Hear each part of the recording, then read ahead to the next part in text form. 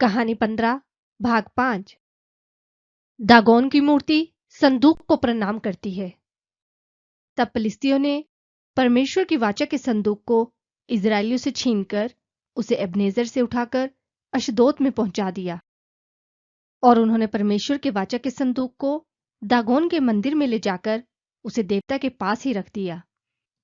सुबह जब अशदोदवासी जागे तब उन्होंने देखा कि यहोवा के संदूक के सामने दागोन की मूर्ति भूमि पर मुंह के बल पड़ी हुई थी। तब उन्होंने दागोन को उठाकर दोबारा उसके स्थान पर स्थापित कर दिया।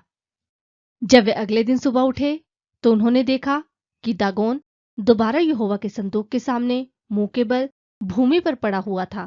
इसके अलावा दागोन का सर और उसके दोनों हाथ कटे हुए डेवटी पर पड़े हुए थे और दागोन मुंह के बल शरीर के साथ ही गिरा पड़ा था। तब यहोवा ने अशदोद नगरवासियों पर ऐसा गहरा प्रहार किया कि अशदोद और बाकी के क्षेत्रों के लोगों को गिलटियों से पीड़ित किया।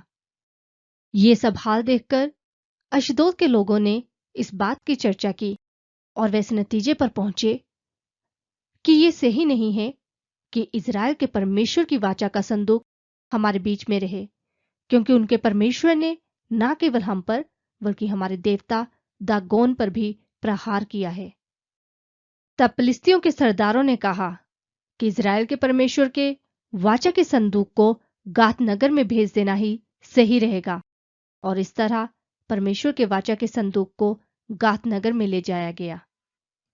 उनके ऐसा करने पर यहोवा ने उस नगर पर भी वार किया और वहां घोर आतंक फैल गया। यहोवा ने उस नगर के हर एक इंसान पर वार किया और तब उन सभी को गिलटियां निकल आईं। तब उन्होंने परमेश्वर के संदूक को एक्रोन नगर भेज दिया। मगर जब परमेश्वर का संदूक एक्रोन नगर पहुंचा तब वहां के लोग ये कहकर चिल्लाने लगे, हमें मारने के उद्देश्य से इज़राइल के परमेश्वर के संदूक को यहां लाया गया है। तब उन्होंने फिलिस्तियों के सब सरदारों को इकट्ठा करके उनसे कहा, इज़राइल के परमेश्वर के संदूक को यहां से बाहर निकाला जाए और इसी किसी दूसरे स्थान पर पहुंचाया जाए, वरना ऐसा न हो कि वह हमें और हमारी प्रजा को भी मार डाले, क्योंकि पूरे नगर में गहरा आतंक फैल गया है और परमेश्वर का प्रहार उन लोगों पर बहुत गहरा था। जिन लोगों की अभी तक मृत्यु ना हुई थी उनके शरीर पूरी तरह से गिलटियों से भरे पड़े थे और नगर के लोगों की पुकार स्वर्ग तक जा पहुंची थी।